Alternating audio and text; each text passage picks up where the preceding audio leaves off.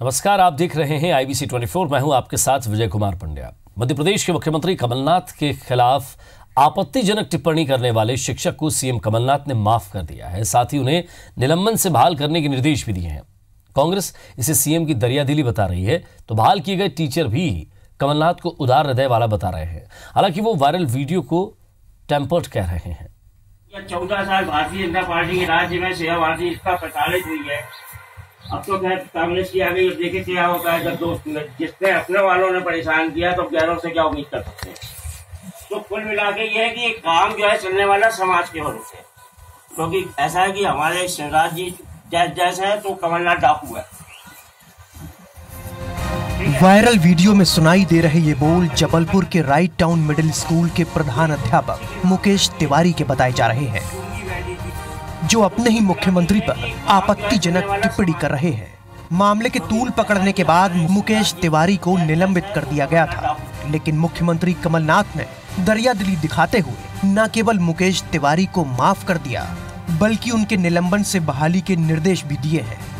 मुख्यमंत्री कमलनाथ ने कहा कि एक मुख्यमंत्री पर आपत्तिजनक टिप्पणी को लेकर निलंबन की कार्रवाई उचित नहीं है और व्यक्तिगत रूप से वो उन्हें माफ करते हैं। कांग्रेस नेता सीएम के इस कदम की सराहना कर रहे हैं। जिस प्रकार का उन्होंने आज ये माफीनामा दिया है, ये माफीनामा नहीं है, ये उनकी दरियादिली वो ये दिखाती है कि वो दलगत राजनीति से हटके काम करना चाहते हैं। और जो भी अधिकारी कर्मचारी हैं, अगर वो जनहित के मामले में अच्छा काम करेंगे तो उनको सराहाया जाएगा। अगर जनहित से हटके कोई काम करेंगे तो उस मामले में उनको जरूर पनिशमेंट दिया जाएगा। इधर सीएम के आदेश पर निलंबन से बहाल किए गए मुकेश तिवारी अब सफाई देने में जुटे हैं। उन्होंने वायरल वीडियो को टेम्पर्ड बताया है। हालांकि उन्होंने सीएम कमलनाथ को उदार हृदय वाला बताया है। साथ ही ये भी कहा कि उन्हें उम्मीद थी सीएम कमलनाथ अन्याय नहीं होने देंगे। माननीय कमलनाथ जी एक परिपक्व नेता हैं, राजनीतिज्ञ हैं और उदार हृदय के व्यक्ति हैं, और इसलिए वो मुख्यमंत्री के पद तक पहुंचे, क्योंकि जिसका सोच बड़ा नहीं होता वो बड़े स्थान तक नहीं पहुंच सकता है। सीएम ने कहा कि लोकतंत्र में अभिव्यक्ति की स्वतंत्रता सभी को होनी चाहिए, और इसी के साथ उन्होंने दरियादिली दिखाते हुए टीचर को माफ कर दिया। और भारतीय संस्कार भी यही है, क्षमा बड़न को चाहिए, छोटन को उत्पात। भोपाल से राकेश चतुर्वेदी के साथ विजेंद्र पांडे, IBC 24 जबलपुर। कुल मिला के ये है कि चलने वाला समाज के भरोसे, क्योंकि ऐसा है कि हमारे शिवराज जी जैसे है तो कमलनाथ डाकू है। 2.5 साल से उलझी कांग्रेस नेता ट्विंकल डागरे की मौत के गुत्थे आखिरकार पुलिस ने सुलझा ली है। पुलिस ने ट्विंकल की हत्या के आरोप में 5 आरोपियों को गिरफ्तार किया है। हत्याकांड का मुख्य आरोपी बीजेपी नेता जगदीश करोतिया है, जिसने अपने तीनों बेटे विजय, विनय और अजय के अलावा नीलेश कश्यप नाम के शख्स के साथ मिलकर ट्विंकल की हत्या की थी।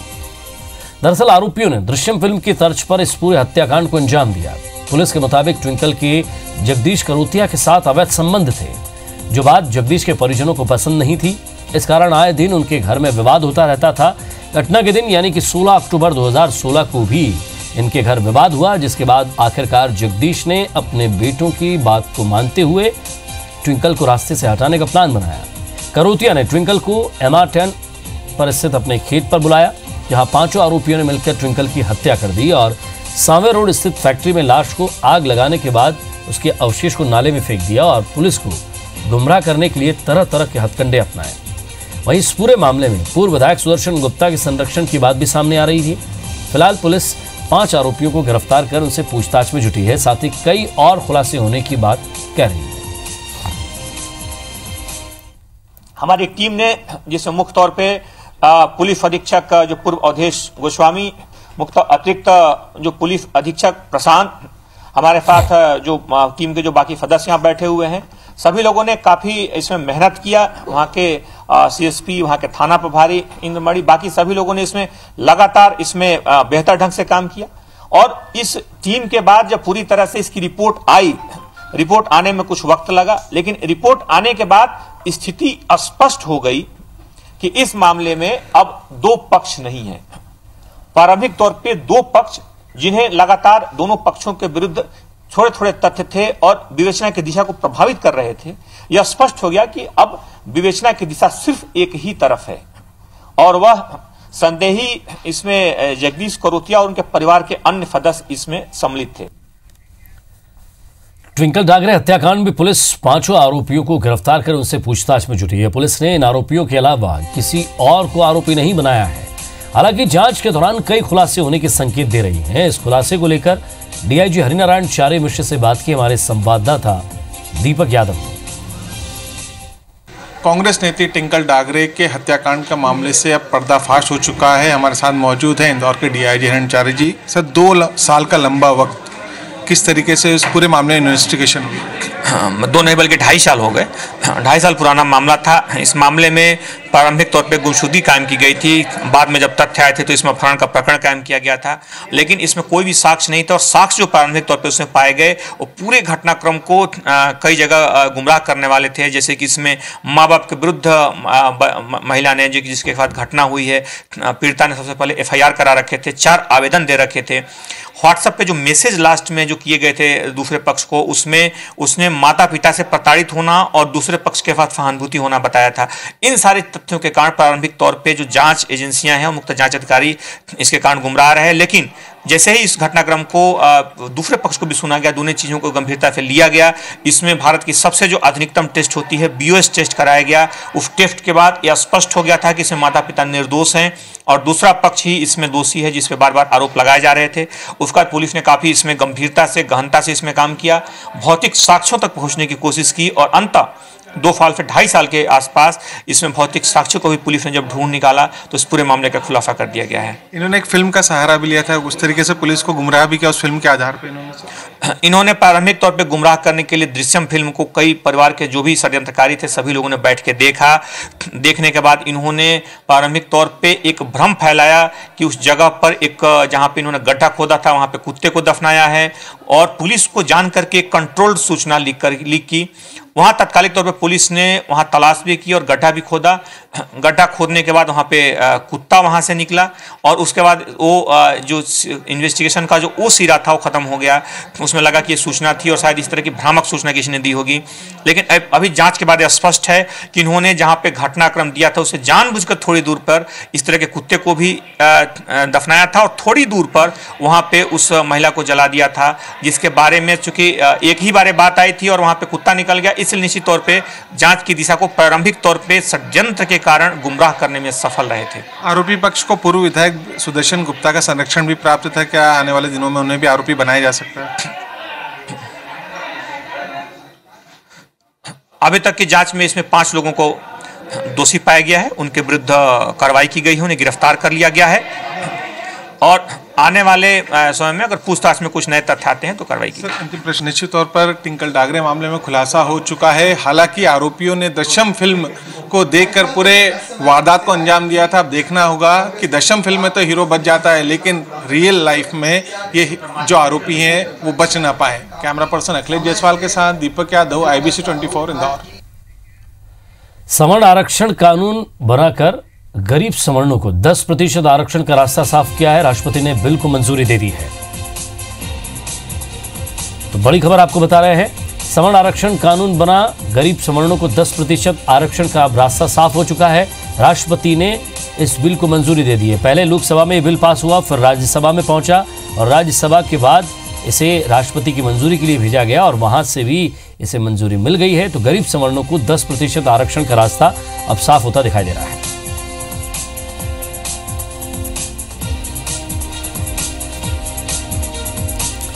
तो इस बिल को लेकर जिस तरह से असमंजस की स्थिति थी कि कैसे इसको लाया जाएगा, कैसे सरकार लेकर आएगी, लेकिन लगातार विरोध के बावजूद भी मोदी सरकार इस बिल को लेकर आई और लोकसभा के बाद राज्यसभा में बिल पास हुआ। राष्ट्रपति की मंजूरी के लिए इसे भेजा गया था।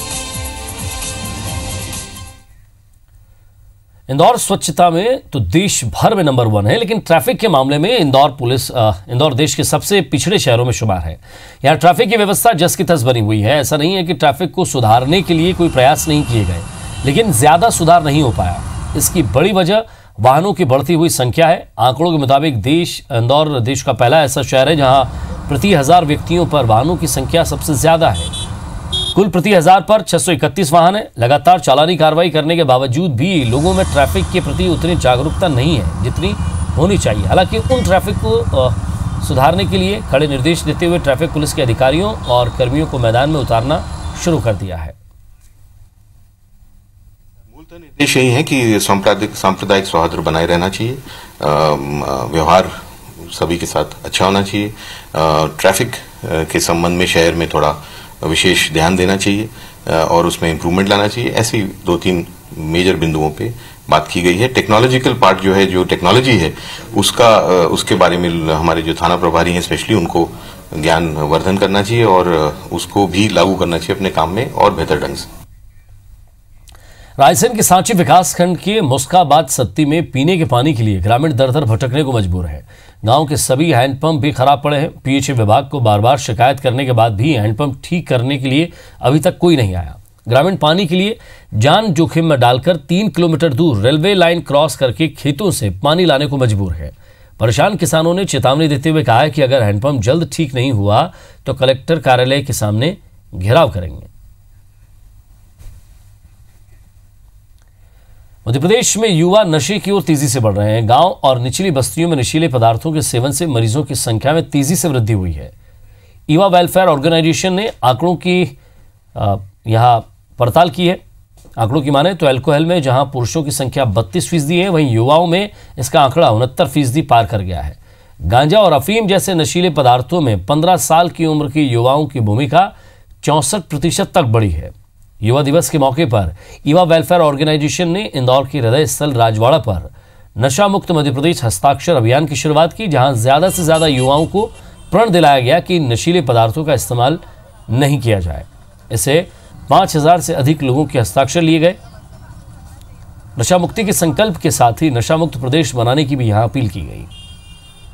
आज यूथ डे है, स्वामी विवेकानंद जयंती है, तो उनका भी यही मैसेज था कि नशा मुक्त प्रदेश हो, क्योंकि युवा पीढ़ी जो है वो इस तरफ ज़्यादा रुझान दिखा रही है नशा करने की तरफ। हमने देख रहे हैं कि सभी लोग नशा मुक्त चाह रहे हैं। जो सरकार है उनसे भी यही गुजारिश कर रहे हैं कि नशा मुक्त प्रदेश हो और नशाबंदी होना चाहिए मध्य प्रदेश में।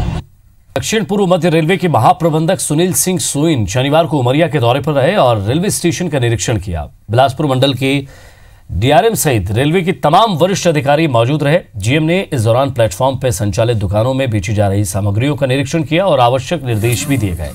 इस दौरान सुनील सिंह ने रेलवे कॉलोनी की स्टेडियम का उद्घाटन करते हुए क्रिकेट भी खेला। जीएम ने बताया कि विभिन्न संगठनों और यात्रियों की मांग पर उमरिया में गरीब रथ सहित कई बड़ी यात्री ट्रेनों का जल्दी स्टॉपेज किया जाएगा। साथ ही फुटओवर ब्रिज के साथ सवारियों की सुविधाओं का विस्तार भी किया जाएगा।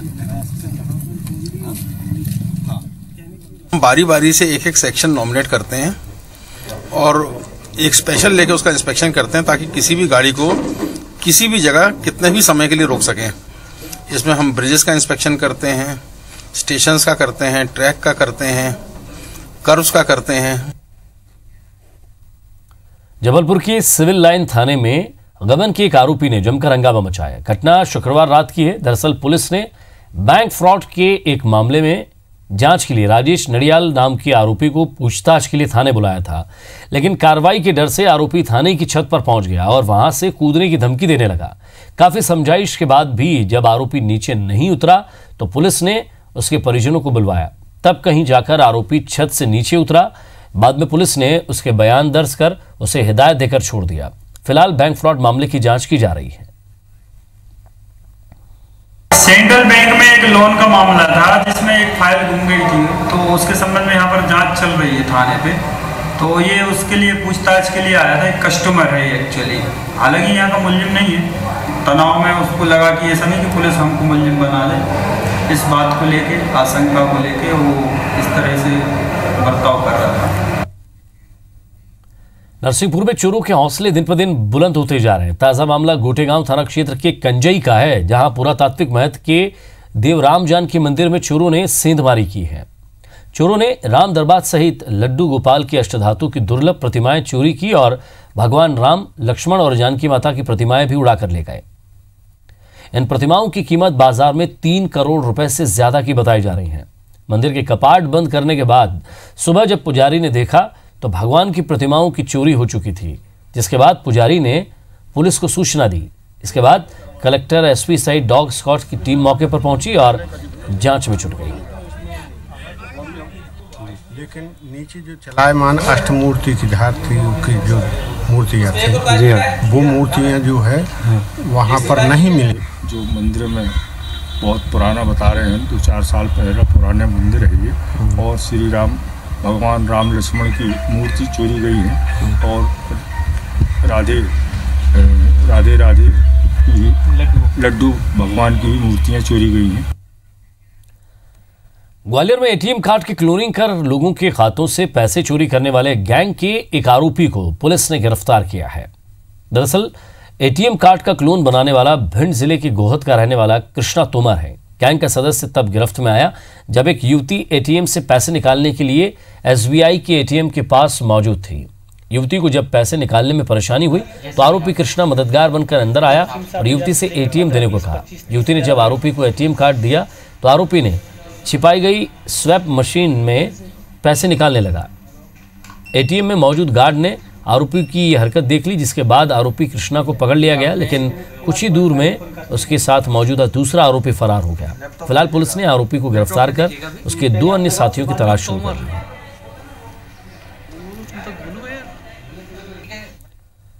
पन्ना के सरकारी स्कूलों में जो शिक्षक आपके बच्चों को पढ़ाते हैं वो आपके बच्चों का भविष्य उज्जवल करने के बजाय चौपट कर रहे हैं। शिक्षकों को शुद्ध हिंदी लिखना भी नहीं आता है और ना ही गणित के सवाल हल करना आते हैं। कई ऐसे शिक्षक भी हैं जिनका टेस्ट लिया गया तो 0 नंबर आए। शिक्षा की गुणवत्ता में सुधार लाने के लिए पन्ना जिला प्रशासन की तरफ से 185 शिक्षकों की छुट्टी के दिनों में डाइट सेंटर पर प्रशिक्षण दिया गया। ट्रेनिंग के बाद जब शिक्षकों का टेस्ट लिया गया तो करीब 40 से 45 शिक्षक ऐसे भी थे जिनको 0 नंबर आए हैं। कई शिक्षकों को शुद्ध हिंदी भी लिखना नहीं आता है और गणित के मामूली सवाल भी हल नहीं कर पाए। अब आप खुद ही अंदाजा लगा सकते हैं कि इस तरह के गुरुजी आपके बच्चों को किस तरह की शिक्षा दे रहे थे। टेस्ट में फेल शिक्षकों को जल्द ही यहां से हटाया जाएगा।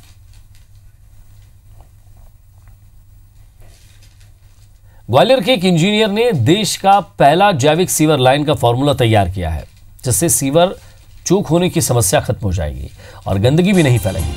नगर निगम कुछ वार्डों में इस फॉर्मूले को ट्रायल के बेस पर भी शुरू करने जा रहा है।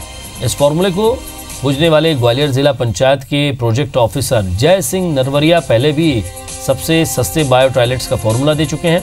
नरवरिया के मुताबिक बायो टॉयलेट्स में उपयोग होने वाली बैक्टीरिया से भी उन्हें यह आइडिया मिला है। नरवरिया ने सबसे पहले अपने घर और आसपास इस बैक्टीरिया को ट्रायल के तौर पर सीवर लाइन में डाला। सैंपल ट्रायल में ये सफल रहा। 20 तरह के बैक्टीरिया को डेवलप कर तैयार किया गया और एक खास घोल 48 घंटे के अंदर चोक सीवर लाइन को खोल सकता है। ग्वालियर नगर निगम ने इस विशेष घोल की टेस्टिंग भी कर ली है, जो कामयाब रहा। इस तरह का फॉर्मूला आने के बाद आम लोग भी खुश हैं, क्योंकि इस फॉर्मूले से गंदगी दूर होगी और स्वच्छता को भी बढ़ावा मिलेगा। अपने bio sewer line system develop किया है। जो ट्रेडिशनल लाइन होती है वो अक्सर चौक हो जाते हैं, उनको कहीं ना कहीं समस्या देखने को मिलती है। नगर निगम क्षेत्रों में बहुत सारी सीवर लाइन होती हैं, सीवर लाइन हमेशा चौक मिलती है। वो सीवर लाइन चौक न हो, सिस्टम सही तरीके से चल सके, इसलिए एक बैक्टीरिया डेवलप किया और बैक्टीरिया उसमें भी डाल देते हैं लाइनों में, मैन होल्स में डाल देते हैं, लाइन कभी चौक नहीं होंगे। बैक्टीरिया उसकी गंदगी को खाता है, मल को खाता है और पानी में परिवर्तित कर देता है। पानी है ये नया डेवलपमेंट है। 2008 से मैं लगातार इस पर रिसर्च कर रहा हूँ। अभी फाइनल स्टेज में पहुँचे हैं और इसको हम जल्दी ही सब जगह लॉन्च कर रहे हैं। शहर में अपन कहीं भी गलियों में या मोहल्ले या सड़कों पे निकले तो बहुत गंदगी भी दिखती है, सीवर भी बहुत भरे भरे से दिखते हैं। अगर एक बैक्टीरिया उसमें डाला जाए तो वो कचरा जो गंदगी है उसको खा जाता है और साफ पानी अलग निकलने लगता है। भोपाल में लिटरेचर एंड आर्ट फेस्टिवल का शनिवार से आगाज हो गया है। केंद्रीय पर्यटन मंत्री अल्फांस कन्नैथनम ने फेस्टिवल का शुभारंभ किया। नीति आयोग अध्यक्ष अमिताभ कांत और एमपी की संस्कृति मंत्री विजय लक्ष्मी साधो ने फेस्टिवल का शुभारंभ किया। पहली बार आर्ट और कल्चर को प्रमोट करने के लिए भोपाल में लिटरेचर फेस्टिवल का आयोजन किया जा रहा है। फेस्टिवल का आयोजन 3 दिनों तक चलेगा और इस दौरान केंद्रीय पर्यटन मंत्री अल्फांस कन्नैथनम ने कहा कि भारत पर्यटन के मामले में तीसरे स्थान पर है। पर्यटन को बढ़ावा देने के प्रयास लगातार किए जा रहे हैं। 3 महीने के पहले world travel and tourism council का रिपोर्ट आया है। उसमें चाइना, अमेरिका, उसके बाद तीसरा प्लेस में इंडिया है। हमारा एनुअल इनकम है एक साल का इनकम है टूरिज्म से $234 बिलियन, मिलियन नहीं है बिलियन डॉलर्स हैं। हम अभी तो एम्प्लॉय कर रहे हैं, हम 84 मिलियन लोगों को 82 मिलियन लोगों को हम टूरिज्म सेक्टर में अभी तो एम्प्लॉयमेंट दे रहे हैं। कहीं ना कहीं पिछले दिनों जो संस्कृति का जो विकृत स्वरूप दिखाई दिया इस प्रदेश के अंदर, आपने बहुत सही कहा, उसको हम लोग आदरणीय कमलनाथ जी के नेतृत्व में फिर से मध्य प्रदेश की संस्कृति फले बढ़े, क्योंकि हमारे यहाँ डिफरेंट संस्कृतियों का वास है। बुंदेलखंड, बघेलखंड, मालवा, जहाँ से मैं आती हूँ, निमाड़ की संस्कृति है, बिली संस्कृति हमारी ट्राइबल संस्कृति में, बिली संस्कृति है, गोंडवाना की गोंड संस्कृति है। तो सारी संस्कृति का मिला जुला हमारा प्रदेश है। और इसी के साथ फिलहाल इस बुलेटिन में इतना ही। नमस्कार।